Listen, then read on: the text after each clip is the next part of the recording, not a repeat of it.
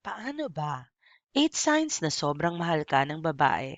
Kung nagdududa ka kung talagang mahal ka niya, panoorin ang video na ito.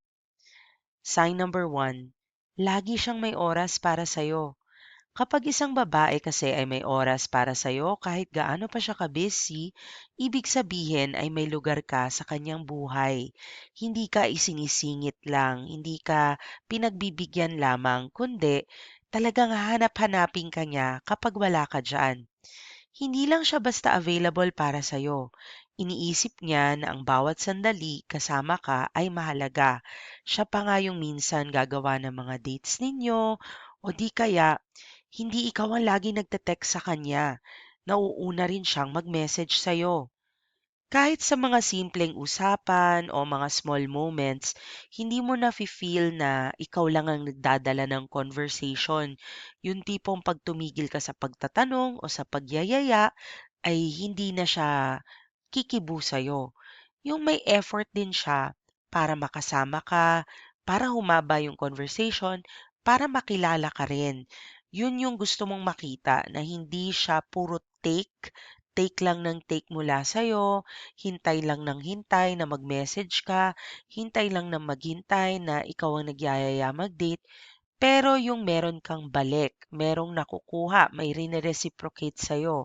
Paminsan siya yung magyayaya, paminsan siya yung magpaplano, paminsan, no, siya yung magkukusang mag-message sa'yo ng good morning o ng good night o na magsasabi sa'yo ng I miss you.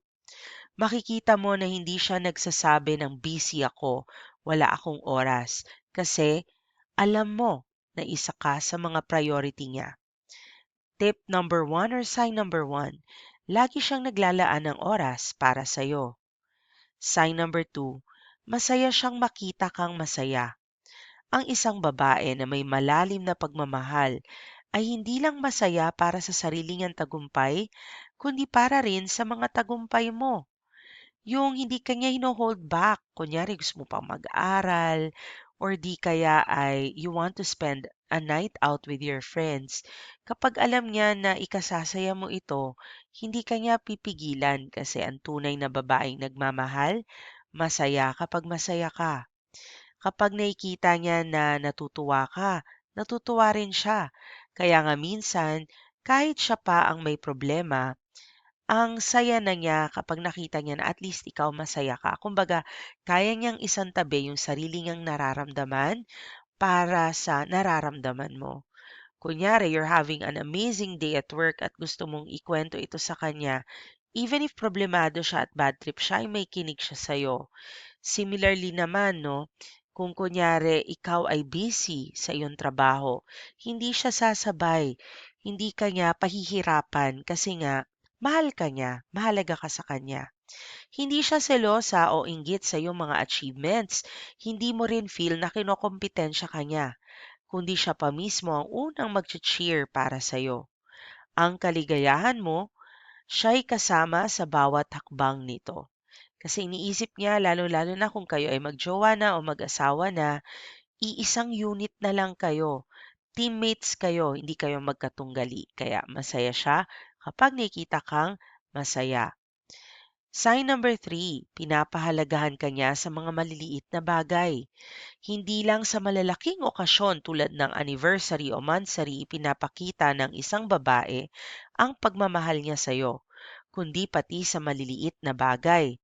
Kapag naaalala niya ang mga paborito mong pagkain, bagay, o kahit ang mga maliliit na detalye sa buhay mo, ipinapakita niya na may pakialam siya sa iyo at may malasakit. Halimbawa, kung alam niya na pagod ka, baka bigla ka niyang isurprise ng pagkain na gusto mo o isang simpleng masahe o mensahe na nagpaparamdam ng pag-aalala sa iyo. Hindi kailangan ng grand gestures. Yung mga maliliit lang na bagay pero consistent niyang ginagawa ay mahalaga na senyales na tunay kanyang mahal. Kasi ang tunay na nagmamahal, naiisip lagi ang kanyang kapareha or partner. Hindi nag-iisip kung anong kaya niya matanggap, bagkus kung ano ang kaya niyang ibigay para gumaan ang buhay ng partner niya. Sign number 4, kahit hindi siya nagsasalita, ramdam mo ang pagmamahal niya. May mga pagkakataon na hindi mo na kailangan tanungin o mag-usap para maramdaman ang pagmamahal ng isang babae dahil sa kanyang mga action, gestures, at physical presence, madalas ay ramdam mo na siya ay nariyan at nagmamahal sa'yo. Yung hindi mo kailangan tanungin pag may problema ka, andyan na siya kagad para sa'yo. Maaaring hindi siya palaging verbal o expressive, pero ang mga simpleng pagkilos niya tulad ng pagtulong sa iyo sa mga maliliit na bagay o pag-aalaga kapag ikaw ay may pinagdadaanan ay nagsasabi na siya ay nagmamahal sa iyo ng buo. Sign number 5, sinusuportahan ka niya sa kahit anong desisyon mo. Ang tunay na pagmamahal ay may kita sa paraan ng pagsuporta sa iyong mga desisyon sa buhay, kahit na hindi siya palaging sang-ayon dito. Kung may malalaking desisyon kang gagawin sa buhay mo, halimbawa sa iyong career, gusto mo mag-resign o maglipat ng iyong propesyon, o sa personal na buhay, katulad ng kunyari may nakaaway ka mga kaibigan ninyong dalawa, makikita mo na siya ay magbibigay ng mga opinyon, pero hahayaan kanya magdesisyon para sa sarili mo. Kahit hindi siya laging 100% agree, ipapakita pa rin niya ang kanyang tiwala sa iyong desisyon at sa kanyang suporta. Magbibigay lang siguro siya ng payo kung feeling niya talaga ay hindi ito magandang ideya, but at the end of the day, hindi kanya aawayin o hindi kanya at tatanggalin o guguluhin sa desisyong gusto mong gawin sa buhay. Sign number 6, nagmamalasakit siya sa iyong pamilya at mga kaibigan. Kasi kung tunay kanyang mahal, mahal din niya ang mga taong mahal mo. Isang malakas sa tanda ng pagmamahal ito. Hindi siya nagiging makasarili na parang hanggang sa'yo lang, basta ikaw lang. Kasi ang tunay naman na buhay, pag minahal ka ng isang tao, hindi naman pwedeng ikaw lang ang mahal niya. Paano naman yung mga kaibigan at kapamilya mo? Kaya importante rin ito. Kung may nangyaring hindi maganda sa iyong pamilya o kung may problema ka sa iyong mga kaibigan, masaya siyang nakikinig at nagbibigay ng tulong at ng payo.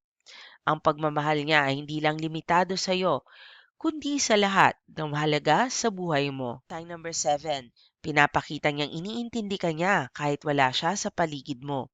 Kung may pinagdadaanan ka at hindi kayo physically magkasama, nagpaparamdam pa rin siya ng suporta. Malaking palatandaan ito na mahal ka niya. Kunyari, simpleng text message, patawag-tawag, di kaya hindi niya sinasabayan yung init ng ulo mo, andyan siya para alalayan ka. Kung ikaw ay may problema o kailangan ng tulong, maski anuman ang circumstance, ayaw kasi niya makitang nag-iisa ka at namumroblema ay tutulungan ka niya. Ang bawat galak at lungkot mo, nariyan siya upang maging bahagi ng iyong buhay. Sign number 7, iniintindi ka niya. And sign number 8, kahit sa mga maliliit na tampuhan, nagpapakita siya ng pagpapatawad at ng pag-unawa. Ang tunay na pagmamahal ay nasusubukan rin sa pagsubok at tampuhan. Kung sa mga hindi pagkakaunawaan, ang isang babae ay nagpapakita ng pagpapatawad at pagpaparaya, ibig sabihin nito ay malalim ang pagmamahal niya sa iyo.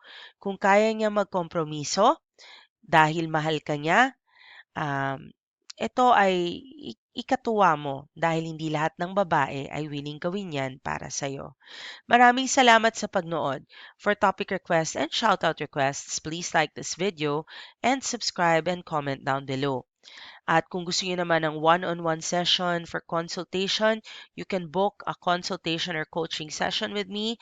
Link is in the video description box. Maraming salamat and hope to see you in our future videos.